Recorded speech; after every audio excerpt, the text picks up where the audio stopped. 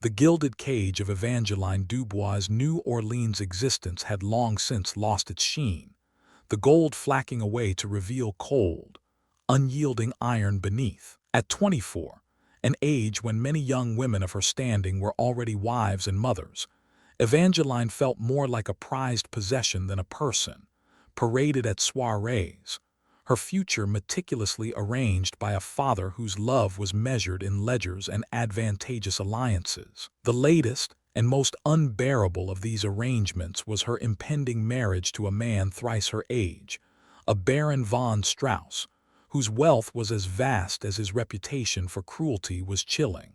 The thought of it was a tightening noose around her neck, a silent scream trapped in the opulent drawing rooms of the Dubois estate. Evangeline was a creature of quiet defiance, her spirit like a wild bloom stubbornly pushing through the cracks in a marble floor. While her peers embroidered and gossiped, Evangeline devoured books of adventure, tales of untamed lands where a woman might carve her own destiny, not merely accept one handed to her. The West, vast and unforgiving, called to her in hushed whispers from the pages of dime novels and the occasional, scandalized letter from a distant acquaintance who had dared to venture there. It was a dream, a desperate, flickering candle in the suffocating darkness of her prescribed life. The decision, when it came, was not a sudden snap, but the culmination of 1,000 tiny rebellions, 1,000 nights spent staring at a map of the territories, her finger tracing lines towards an unknown horizon. With the cunning born of desperation, Evangeline began to liquidate her few personal assets, a string of pearls from her late mother, a small inheritance from a doting aunt, jewels she'd received as unwanted gifts. Each transaction was a risk, a thread pulled from the suffocating tapestry of her life.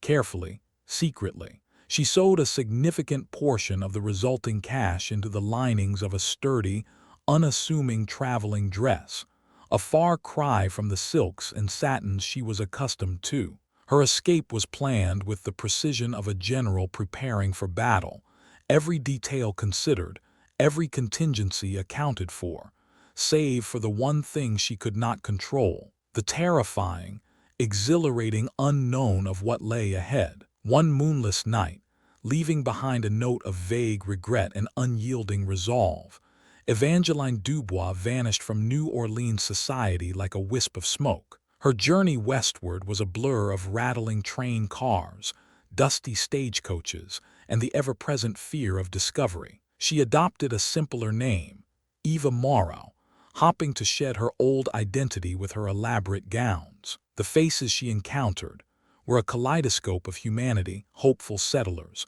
hardened pioneers, and a few whose eyes held a predatory glint that made her clutch the small derringer hidden in her reticule a little tighter. Each mile westward was a mile further from the gilded prison, but also a mile deeper into a world for which her upbringing had left her utterly unprepared. Yet, with every sunrise over a new, raw landscape, a fragile sense of freedom began to bloom in her chest. After weeks of arduous travel, Eva Morrow, formerly Evangeline Dubois, arrived in the dusty, nascent territory of Montana. It was a land of stark beauty, of towering mountains that clawed at an endless sky, and plains that stretched into infinity, a place where the wind seemed to whisper forgotten secrets. Armed with a hastily acquired deed and the last of her funds, she found herself the unlikely owner of a place called Whisperwind Ranch, a name that, upon arrival, seemed more a cruel mockery than a romantic descriptor. The ranch was a skeleton picked clean by neglect and the harsh elements. The main house sagged, its windows like vacant eyes staring out at a landscape of parched earth and broken fences. The barn leaned precariously, and the titular wind did indeed whisper, but it was a mournful, desolate sound through the cracks in the weathered wood. This was her inheritance, bought sight unseen out of a desperate need for a piece of earth to call her own, a place to finally breathe. The reality of it, the sheer, overwhelming desolation, threatened to crush the fragile hope that had carried her this far. It was as she stood there, her worn boots sinking slightly into the dust of what was supposed to be her front yard, a wave of despair washing over her, that she first saw him. He emerged from the dilapidated stables not like an apparition, but as if he were an extension of the land itself, as rugged and unyielding as the surrounding peaks. Silas Blackwood, the ranch's supposed foreman, though what he foremanned in this state of ruin was a mystery. He was a man of indeterminate age, perhaps 30, perhaps older, his face weathered by sun and wind, lines etched around his eyes that spoke of hard miles and harder truths. His dark hair was unkempt, falling across a brow that was perpetually furrowed, and his eyes, the color of storm clouds, were piercing and unnervingly direct. He moved with a quiet,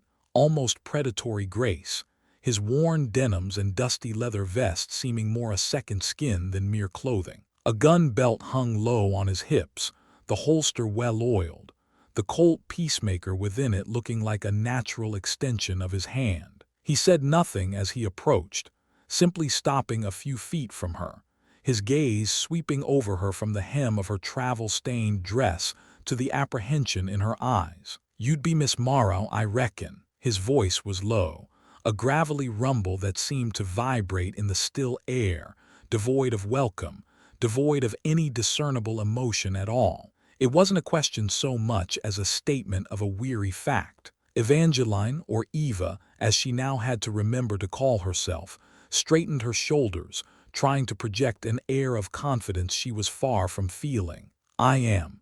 And you are Mr. Blackwood, I presume." A curt nod was his only reply. His eyes didn't leave hers, and she felt a flush creep up her neck under their unwavering scrutiny. It wasn't an impertinent gaze, but rather one that was assessing, weighing, perhaps even finding her wanting. "The lawyer telegrammed, said you bought the place." He gestured vaguely with a calloused hand towards the dilapidated structures. "Not much to buy." "I'm aware of its condition," Eva said, her voice a little sharper than she intended.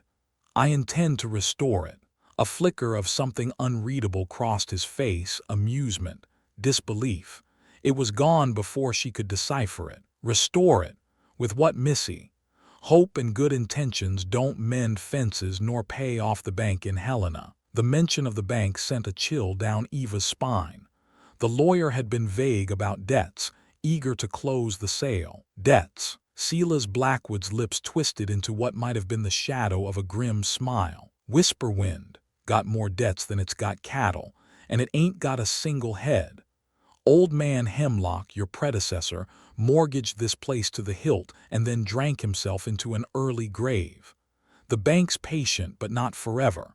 They'll be looking for their due, sooner rather than later." Eva felt the ground shift beneath her. This was a complication she hadn't anticipated, another layer to the monumental task she had set for herself. She looked from the foreman's impassive, challenging face to the decaying ranch, the vast, indifferent sky stretching above. The wind picked up, a mournful sigh that seemed to echo the sudden hollowness within her. She had fled one prison only to find herself, it seemed, in another, one made of dust, debt, and the disquieting presence of this enigmatic man who seemed to know all her impending failures before she'd even begun. The seed of conflict, and perhaps something far more complex, had been irrevocably sown in the unforgiving soil of Whisperwind Ranch. The days that followed Eva Morrow's arrival at Whisperwind Ranch bled into a grueling routine of dust, disappointment, and a dawning, terrifying understanding of the chasm between her former life and her current reality. The romantic notions of forging a new destiny, so vivid in the confines of her New Orleans bedroom, now seemed like childish fantasies against the backdrop of relentless hard labor and the foreman's stoic, often critical, silence. Her hands, once accustomed to the smooth caress of silk and the delicate weight of a teacup, were now raw, blistered, and perpetually stained with the grime of her endeavors. Her first attempt to bring order involved the main house. Armed with a borrowed broom and a fierce determination, Eva waged war on years of accumulated neglect. Cobwebs hung like macabre chandeliers, dust lay thick as winter ermine, and the few remaining pieces of furniture were either broken or on the verge of collapse. Silas Blackwood watched her initial efforts with an expression that hovered somewhere between pity and grim amusement. He offered no assistance, merely observing as she struggled to haul a rotted settee onto the porch, his arms crossed, leaning against a support beam that looked only marginally more stable than the settee itself. "Figured a lady like you would hire help for that sort of thing," he commented one afternoon, his voice dry as the Montana air, as Eva wrestled with a particularly stubborn window shutter, her face smudged with soot. Eva paused, pushing a stray strand of auburn hair from her eyes with the back of a dirty hand. "And with what funds, Mr. Blackwood? As you so helpfully pointed out, this ranch is drowning in debt, not dollars." She refused to let him see how much his silent judgment unnerved her, how the sheer scale of the decay threatened to swallow her whole. He grunted, a non-committal sound she was beginning to realize was his primary form of communication. Yet the next morning, she found the shutter inexplicably repaired, a small stack of usable firewood neatly piled by her back door, and a rusty but functional water pump that had previously yielded nothing, but groans now gurgling forth a trickle of precious water. Silas made no mention of it, his demeanor as impassive as ever when she saw him later, mending a section of corral fence with a practiced economy of movement. Eva, unsure whether to offer thanks or feign ignorance of his nocturnal assistance, chose a tentative middle ground. "The pump seems to be working better today," she ventured, trying to keep her tone casual. He merely glanced at it.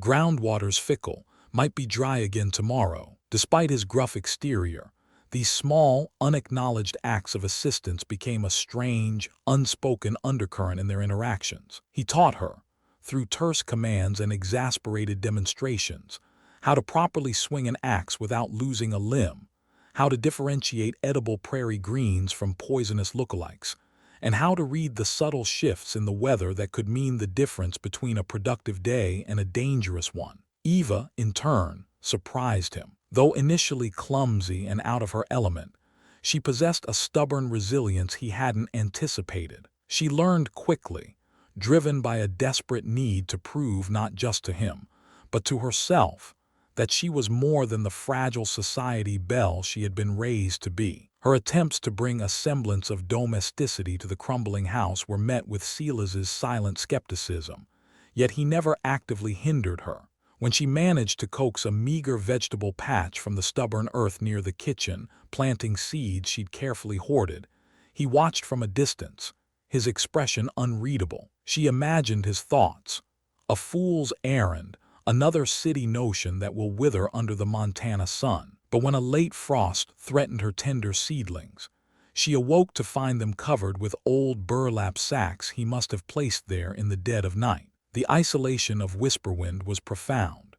Weeks could pass without seeing another soul beyond Silas. The nearest town, a straggling collection of wooden buildings optimistically named Prosperity Gulch, was a half-day's ride, a journey Eva undertook only when absolutely necessary for supplies she couldn't conjure from the ranch itself. It was on one such trip that she encountered a different kind of threat. A portly, florid-faced man named Jedediah Thorne, who owned the largest neighboring spread and whose land abutted Whisperwind's southern boundary, cornered her in the general store. His smile was unctuous, his eyes small and assessing as they raked over her. "Miss Morrow, isn't it?" he boomed, his voice overly hearty. "Heard tell old Hemlock's place finally got a new owner. A brave venture, a very brave venture indeed for a lady on her own." The implication hung heavy in the air. Whisperwind, seen better days, that's for certain.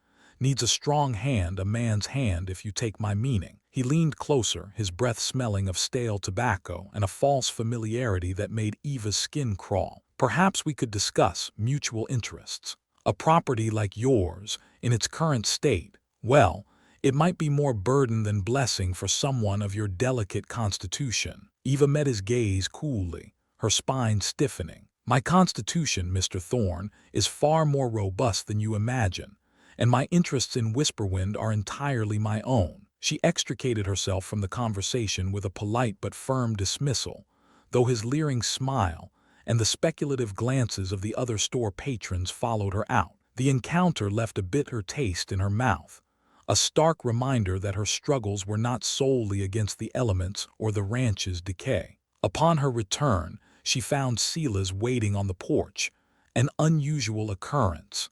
He rarely acknowledged her comings and goings so directly. "Trouble in town?" he asked.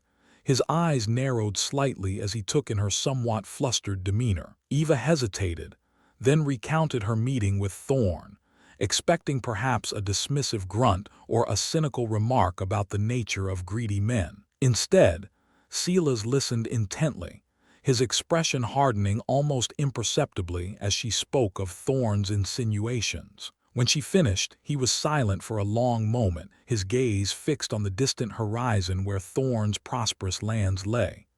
"Thorne's a vulture," he said finally, his voice flat but with an underlying edge of steel. "He's been circling Whisperwind since Hemlock started to fail. Figures he can scare you off or buy you out for pennies on the dollar." He paused. "He'll try again." "And what do you suggest I do, Mr. Blackwood?" Eva asked, a note of genuine weariness in her voice. "I have very little to fight him with." Silas turned his gaze back to her, and for the first time she saw something beyond the stoicism, a flicker of something akin to resolve. "You learn to stand your ground, Miss Morrow. Out here, that's the only currency that matters." He pushed himself off the porch railing. "And you ain't entirely alone in this.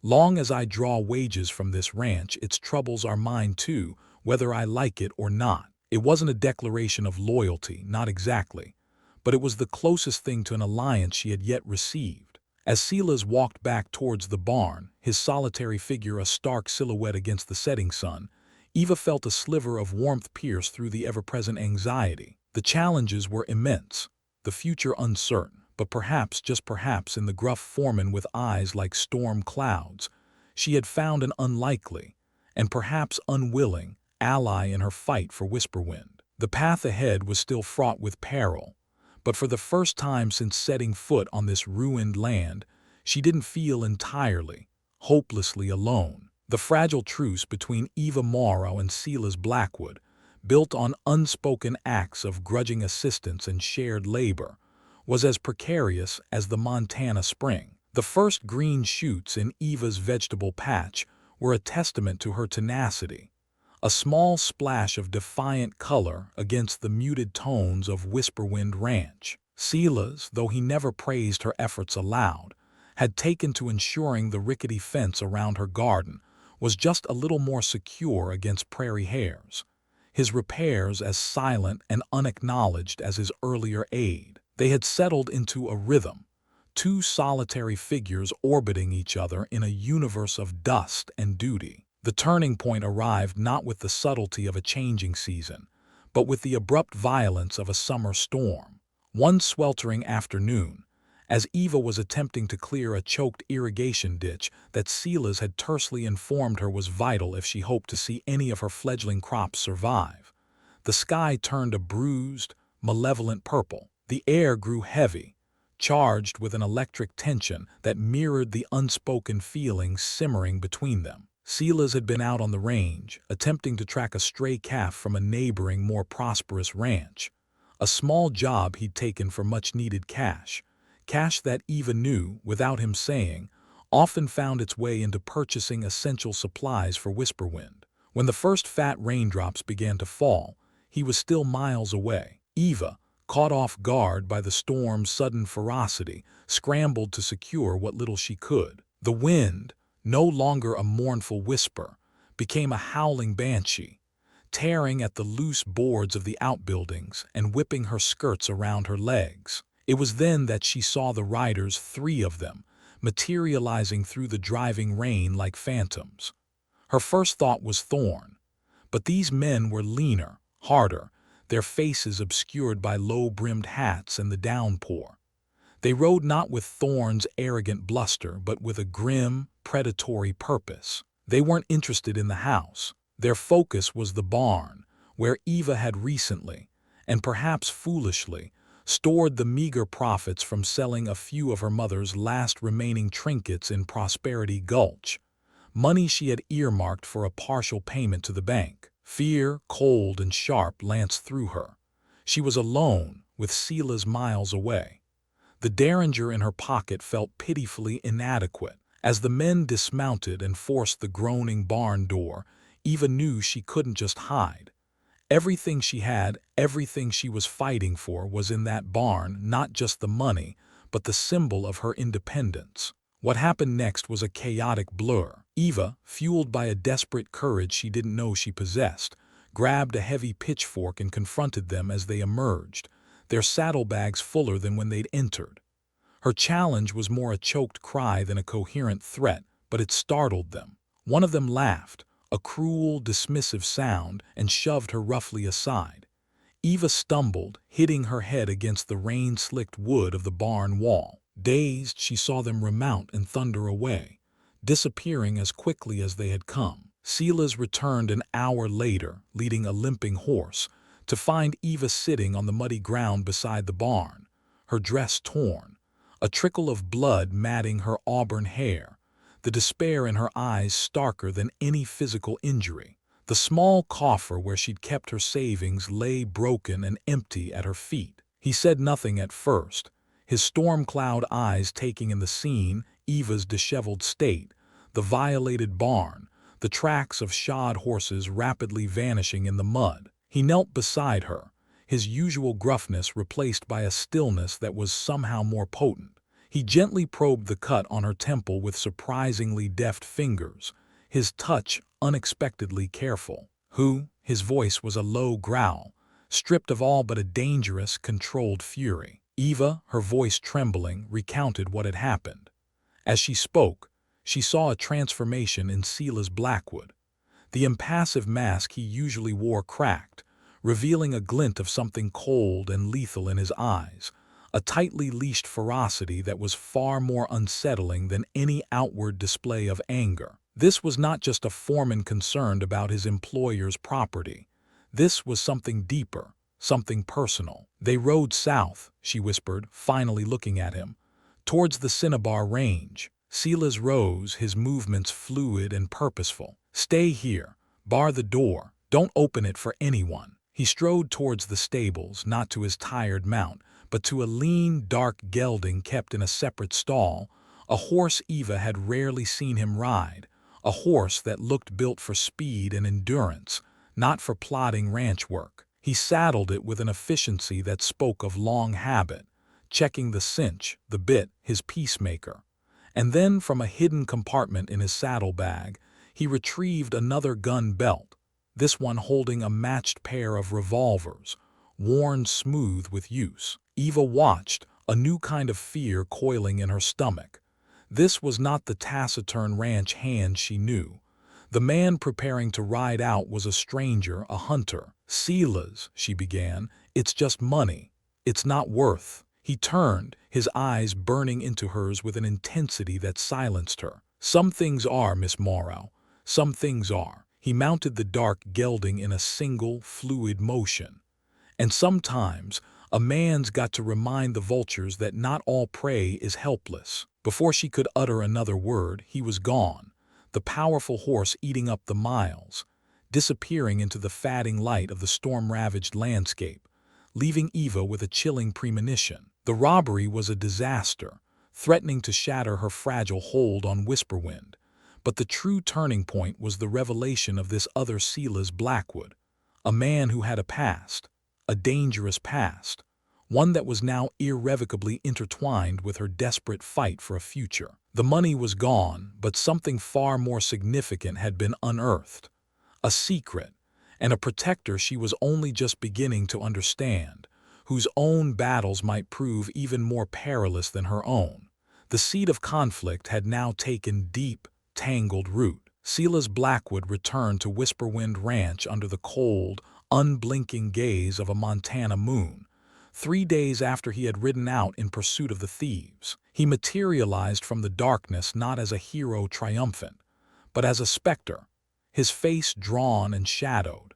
The lean, dark gelding he rode slick with sweat and trembling with fatigue. He carried no recovered money, no prisoners, only a fresh, jagged scar that creased his left cheekbone, and an aura of grim finality that settled over the already troubled ranch like a shroud. Eva had spent those 3 days in a torment of anxiety, her imagination conjuring images of violence and death. She'd barely slept, jumping at every rustle of wind, every distant coyote howl, her mind replaying Silas's parting words, his transformed demeanor. The ranch, her supposed sanctuary, felt more like a besieged outpost. She had tried to work, to channel her fear into the relentless tasks of mending and clearing, but her efforts felt futile, overshadowed by the uncertainty of Silas's fate and the ever-looming threat of foreclosure. Jedediah Thorne had not been idle. A curt, formally worded letter from the bank in Helena had arrived via a passing mail rider, a stark reminder of the outstanding mortgage payment, its due date fast approaching like a hangman's noose. When Silas finally dismounted, his movements were stiff, weary. Eva rushed out to meet him, a lantern held high, her relief at seeing him alive warring with a dread of what news he might bring. "Silas, are you all right?" The question felt inadequate, foolish. He merely grunted, handing her the reins of the exhausted horse. "Tend to him. He's earned it." His eyes, when they met hers in the flickering lantern light, were devoid of the fire she had seen before he left, replaced by a chilling emptiness. Inside the cabin, the silence was thick, broken only by the crackle of the fire Eva had kept burning. She brought him a basin of warm water and a clean cloth for his face and the new wound. He submitted to her ministrations without comment, though she noticed him flinch almost imperceptibly when she cleaned the gash on his cheek. "The men," she finally ventured, her voice barely a whisper. "They won't be troubling anyone again," he said, his tone flat, offering no details, yet conveying a world of grim finality. He had not recovered her money. She knew that without asking. Whatever justice he had meted out in the wilderness had been brutal and absolute, a currency far removed from courts and lawmen. "And the money?" she asked, though the question was a formality. He shook his head, a slight, weary gesture. "Gone, scattered to the winds most likely. They were part of a larger gang, remnants of Quantrill's raiders, some say. More trouble than they were worth." Eva felt a cold knot tighten in her stomach. The loss of the money was a devastating blow, perhaps the final one to her hopes for Whisperwind. But it was the change in Silas that disturbed her more. The enigmatic Foreman had always been a man of few words, but now he seemed to have retreated even further into himself, a wall of ice around a core of smoldering embers. The secret past she had only glimpsed now felt like a palpable presence between them. "Silas," she said, her voice pleading, "the bank, the letter came. They're demanding payment within the fortnight or they'll foreclose." He looked up then, his eyes focusing on her with a weary intensity. "I know." He paused, then continued, his voice rough. "There's a horse breeder over in the Gallatin Valley named McGregor, owes me a favor, a big one. I ride out tomorrow, see if he can stake us. It's a long shot." Hope, a fragile, battered thing, flickered within Eva. "A favor from your previous life." His gaze hardened almost imperceptibly. "Let's just say some debts are paid in more than coin, Miss Morrow." He rose, the weariness in his bones evident. "Get some rest.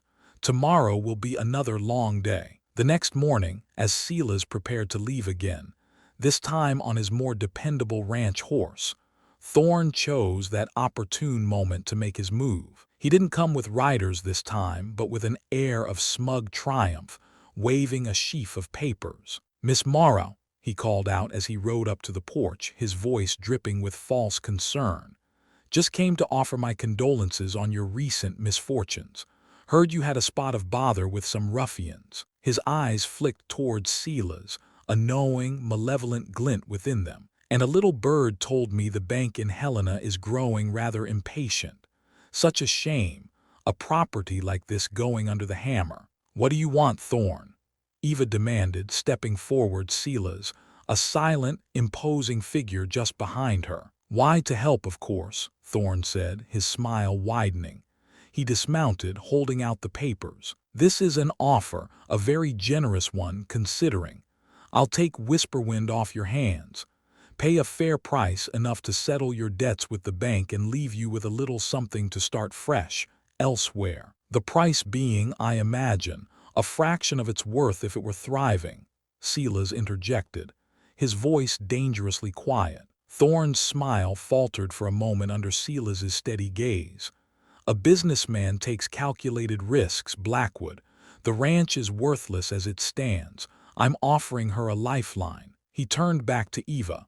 "Think of it, Miss Morrow. No more struggle, no more fear. A clean break." Eva looked at the papers in his hand, then at the vast, unforgiving landscape of Whisperwind. A landscape that had, against all odds, begun to feel like home. She thought of her small, struggling garden, of the tentative trust she had built with Silas, of the fierce, desperate hope she still clung to. "No," she said, her voice clear and firm, surprising even herself. "Whisperwind is not for sale, Mr. Thorne. Not to you." Thorne's face contorted in a brief flash of fury before smoothing back into a mask of condescension. "Suit yourself, madam. But when the auctioneer's hammer falls and you're left with nothing but dust and regret, don't say I didn't try to be neighborly." He remounted, casting one last, lingering look at Silas. "Some men just bring trouble wherever they go, Blackwood. Seems you're no exception." With that parting shot, he rode off, leaving a trail of dust and unspoken threats. The air crackled with tension after his departure. Eva turned to Silas, her heart pounding. "Was that foolish? Did I just condemn us?" Silas watched Thorne's retreating figure for a long moment before answering. "Foolish to fight for what's yours? No, Miss Morrow, that's courage." He met her eyes, and for the first time since his return, the ice in his gaze seemed to thaw, replaced by a grudging admiration. "McGregor is our only chance now. If he comes through, we might just have a fighting chance to prove Thorne wrong." He swung himself into the saddle. "Bar the door. Keep that derringer close. I'll be back as soon as I can, one way or the other." As Silas rode away, leaving Eva once more to face the uncertainties of Whisperwind alone, she felt a profound shift within herself. The fear was still there, a cold companion, but it was now mingled with a fierce, defiant resolve. She had faced down her suitor in New Orleans. She had faced the desolation of the ranch. She had faced armed robbers, and she had faced Jedediah Thorne. Each trial had stripped away another layer of the pampered heiress, revealing a core of strength she hadn't known existed. The road to the climax was now clear. It was a race against time, a desperate gamble on a stranger's favor, and a final stand against the forces that sought to crush her dreams and take her home. The fight for Whisperwind, and for the enigmatic man who was her only ally, was far from over. The fortnight granted by the bank evaporated like morning mist under a harsh sun, each day a tightening knot in Eva Morrow's stomach. Silas had ridden out to the Gallatin Valley, a grim resolve etched on his face, leaving Eva to manage Whisperwind with a dwindling supply of hope and an ever-present awareness of Jedediah Thorne's predatory patience. Thorne himself made no overt moves, but his shadow loomed large over the valley, his previous offer hanging in the air like a carrion bird circling a weakened animal. Eva threw herself into the relentless work of the ranch, mending fences with a ferocity born of desperation, tending her small garden as if its survival were intrinsically linked to her own, the blisters on her hands a small price for the distraction it offered. The silence from Silas was a heavy blanket. Each passing day without a word chipped away at Eva's resolve. She found herself scanning the horizon constantly, her heart leaping at the sight of any distant rider, only to sink when it proved to be a passing stranger or a trick of the light. She spoke little.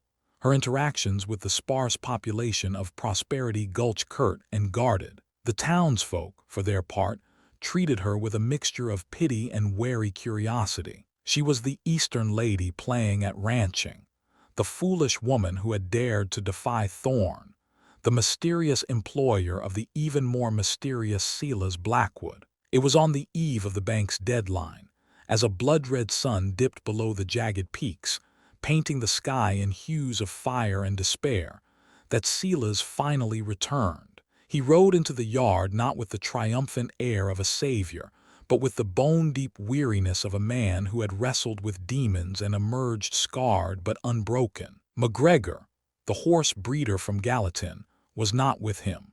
Eva's heart plummeted. She met him on the porch, the unspoken question hanging heavy between them. Silas dismounted, his movements slow, his face caked with dust and etched with lines of exhaustion. He didn't meet her eyes immediately, instead loosening the cinch on his horse with methodical, deliberate motions. "McGregor," Eva began, her voice a fragile whisper. "McGregor is dead," Silas stated, his voice flat, devoid of emotion. "Fever took him a month ago. His widow sold off the stock to cover his debts. There was nothing left, no favor to be called in." The word struck Eva like a physical blow. It was over. The last vestiges of hope crumbled, leaving behind a cold, bitter ash. Whisperwind was lost.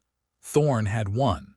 She swayed slightly, reaching out to grip the porch railing for support, the world tilting precariously. Silas finally looked at her then, his storm cloud eyes dark with a shared despair. "I'm sorry, Eva," he said, the use of her first name, her real first name, a stark intimacy in that moment of shared ruin. "I failed you." "No, Silas," she managed, shaking her head, tears blurring her vision. "You didn't. We tried. The West it's a harsh mistress." They stood in silence for a long moment, the weight of their impending loss pressing down on them. The wind, always present at Whisperwind, sighed through the eaves, a mournful dirge for their dying dream. "Thorn will be here at dawn, I reckon," Silas said eventually, his gaze sweeping over the ranch, over the sagging barn and the broken fences that Eva had so tirelessly tried to mend. "With the sheriff, most likely, to serve the papers." "What do we do?"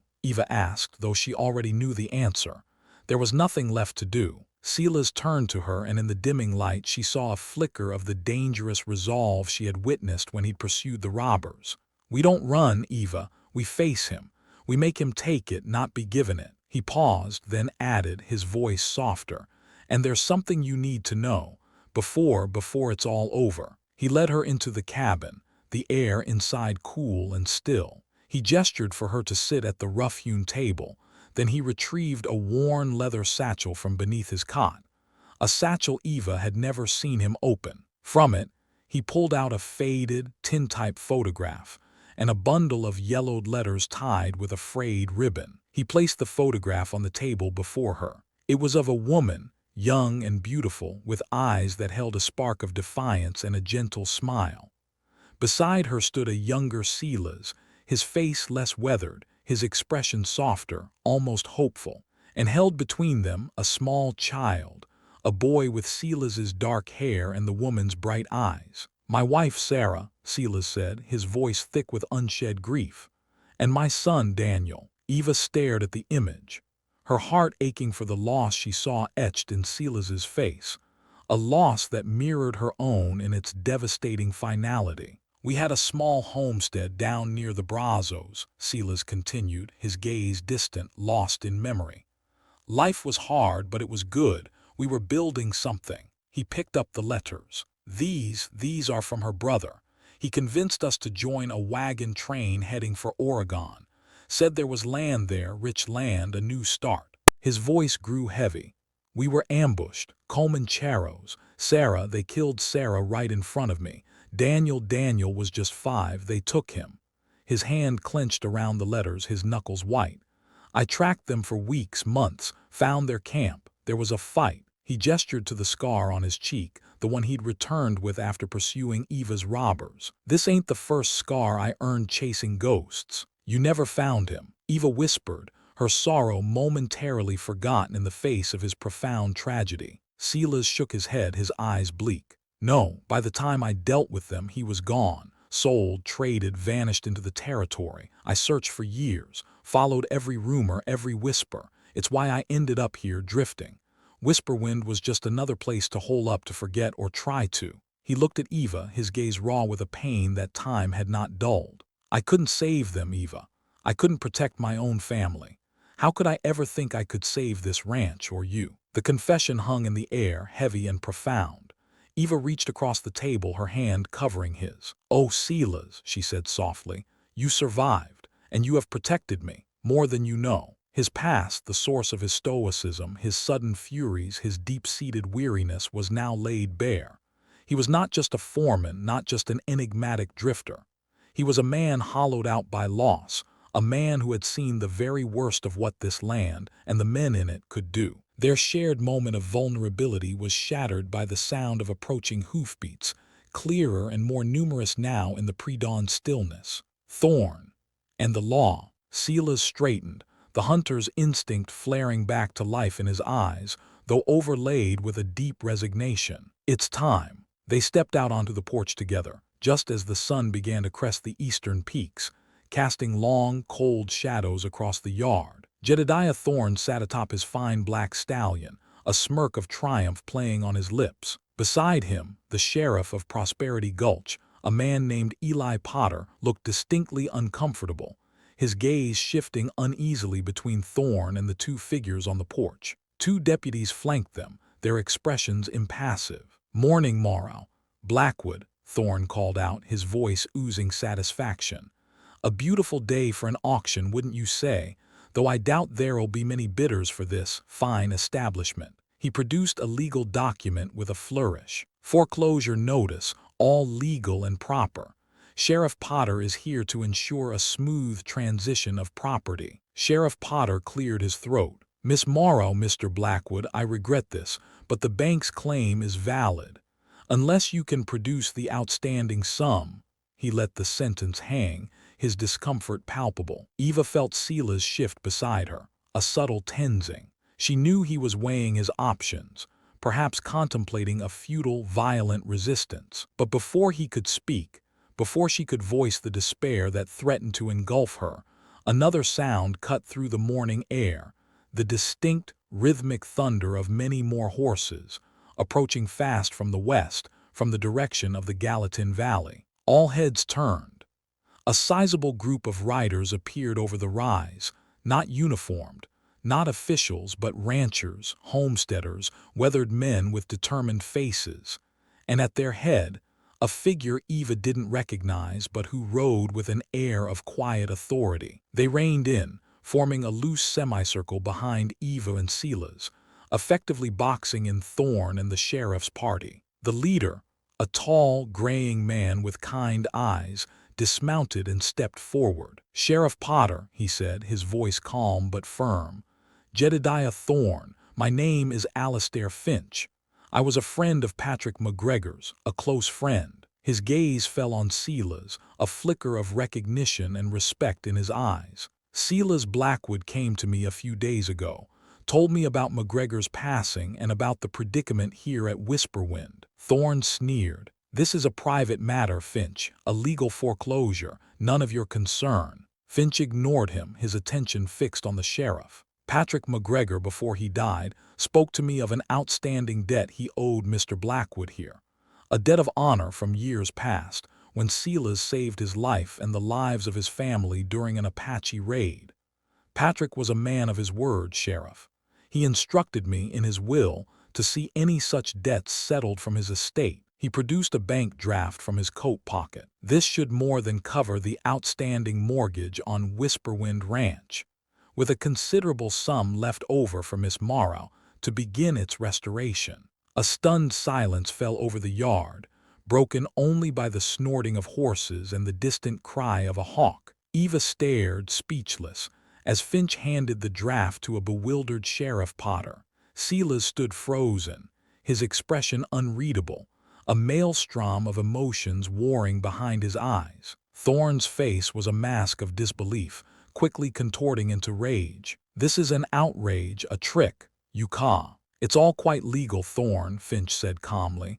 "The draft is good, the debt is paid." He turned to Eva, a gentle smile touching his lips. "Miss Morrow, it seems Whisperwind Ranch is yours, free and clear. Patrick would have wanted it this way. He believed in second chances." The sun, now fully risen, bathed the yard in a golden light. The long shadows retreated.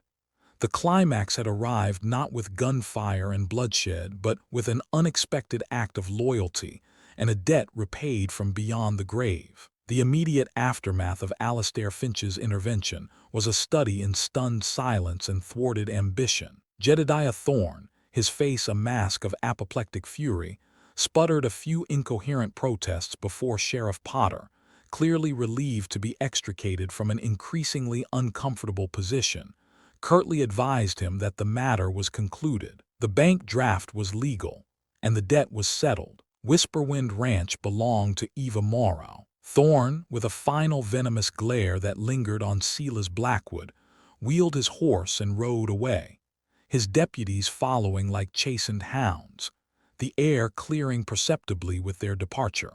Alastair Finch and his men did not linger. Finch offered Eva a warm, encouraging smile and a firm handshake. Patrick always said Silas was a man you could stake your life on. Seems he was right. He nodded respectfully to Silas. Blackwood, good to see you still fighting the good fight. With that, he and his companions turned their horses and headed back towards the Gallatin, their mission of loyalty fulfilled, leaving Eva and Silas standing in the golden morning light, the unexpected saviors of their own fragile dream. For a long moment, neither Eva nor Silas spoke. The magnitude of what had just occurred, the reprieve from ruin, the revelation of Silas's past, the quiet loyalty of a dead man's friend, settled around them. Eva finally broke the silence, her voice choked with emotion. I don't know what to say, Silas. That man, Mr. Finch. Alastair is a good man, Silas said, his voice still rough, but the bleakness in his eyes had been replaced by a dazed sort of wonder. McGregor, he never forgot. I never expected, he trailed off, shaking his head as if still trying to comprehend the sudden reversal of fortune. He knew your worth, Silas, Eva said softly, stepping closer, just as I'm beginning to.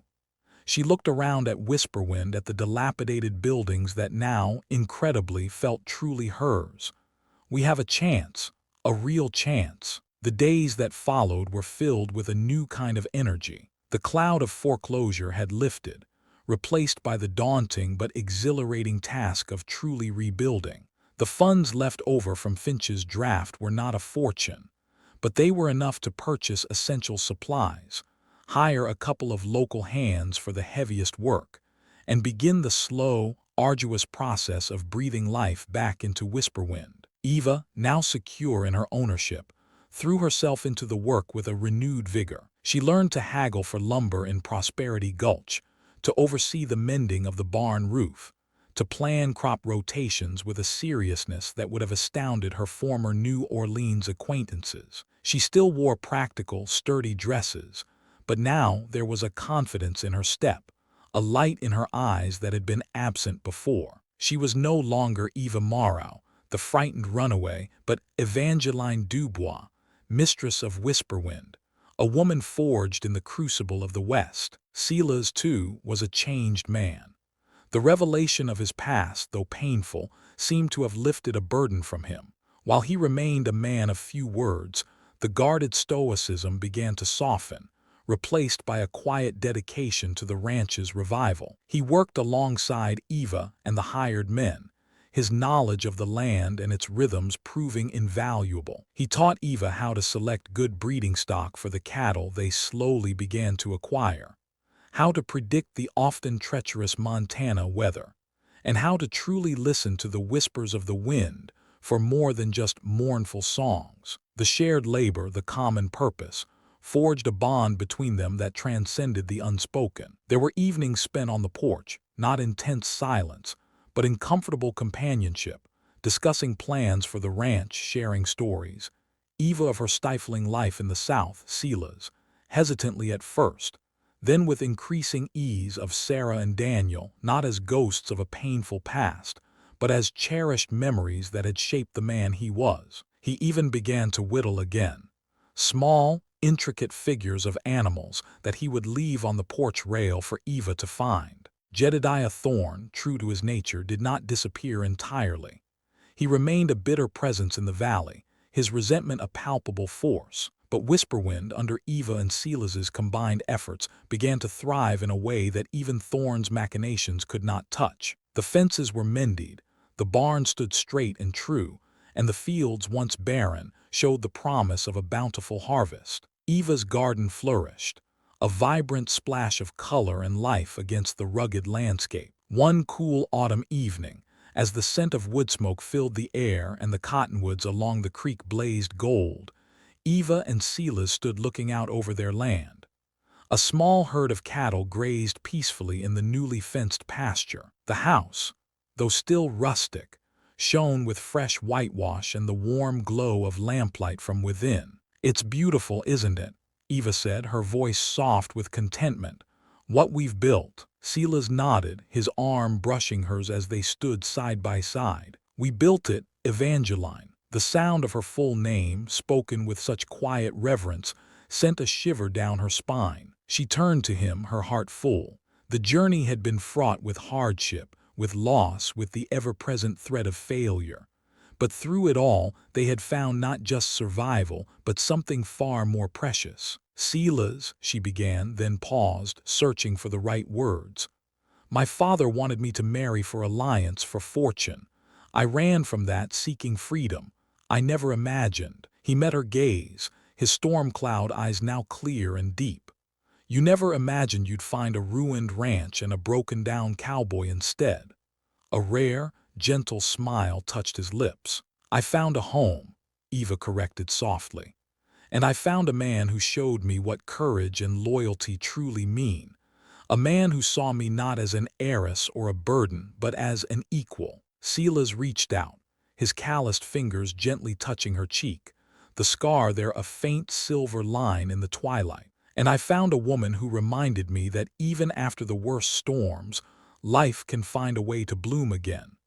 A woman who fought for her dream with a spirit as wild and untamed as this land." He didn't need to say the words.